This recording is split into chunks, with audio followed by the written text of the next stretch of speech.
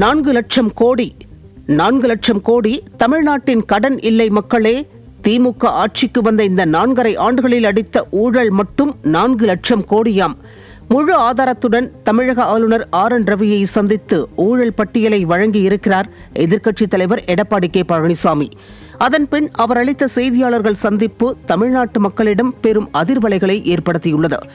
வெளிப்படைத்தன்மையுடன் இருப்போம், ஊழல் இல்லாத ஆட்சியை கொடுப்போம் என கவர்ச்சி வார்த்தைகளை பேசி ஆட்சிக்கு வந்த ஸ்டாலினும் அவரது அடிவருடிகளும் ஆட்சிக்கு வந்த நாள் முதல் கொள்ளையடிப்பதை மட்டுமே கொள்கையாக கொண்டு செயல்பட்டுள்ளனர்.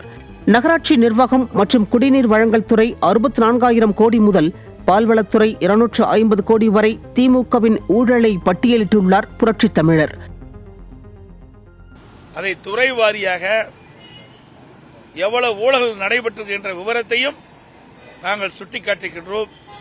அதனுடைய விவரம், நகராட்சி நிர்வாகம் மற்றும் குடிநீர் வழங்கல் துறையில் 64,000 கோடி, ஊரக வளர்ச்சி மற்றும் பஞ்சாயத்து ராஜ் துறையில் 60,000 கோடி, சுரங்கம் மற்றும் கனிம வளத்துறையில் 60,000 கோடி, எரிசக்தி துறையில் 55,000 கோடி, கலால் வரி டாஸ்மாக் 50,000 கோடி, பத்திரப்பதிவுத்துறை 20,000 கோடி, நெடுஞ்சாலை துறையில 20,000 கோடி, நீர் ஆதாரத்துறையில 17,000 கோடி, சென்னை மாநகராட்சியில 10,000 கோடி, தொழில்துறையில 8,000 கோடி, பள்ளி கல்வித்துறையில 5,000 கோடி, மக்கள் நல்வாழ்வுத்துறையில 5,000 கோடி, வேளாண்மை துறையில 5,000 கோடி, சமூக நலத்துறையில 4,000 கோடி, உயர்கல்வித்துறையில 1,500 கோடி, இந்து சமய அறத்துறையில 1000 கோடி, ஆதி திராவிட நலத்துறையில 1000 கோடி,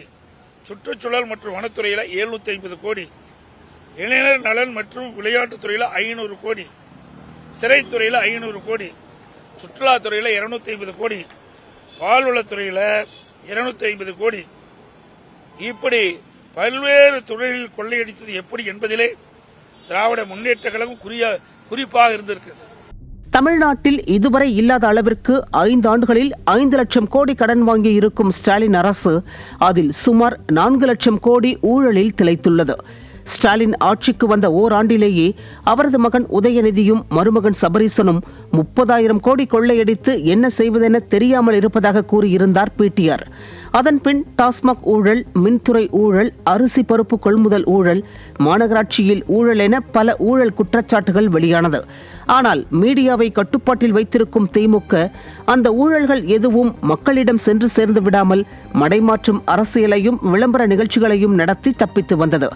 ஆட்சிக்கு வந்து 56 மாதங்களாக சாலை, குடிநீர், வேலைவாய்ப்பு என மக்களுக்கு தேவையான எதையும் செய்யாத ஸ்டாலின் தேர்தல் நெருங்கும் நேரத்தில் பொங்கல் தொகுப்பு, லேப்டாப், டேப்ஸ் என பல சலுகைகளை அளித்து மக்களை ஏமாற்றிவிடலாம் என்று நினைக்கிறார். ஆனால் இனி அது கனவிலும் நடக்காது என்பதை மேலும் உறுதி செய்துள்ளது புரட்சித் தமிழரின் இந்த கர்ஜனை.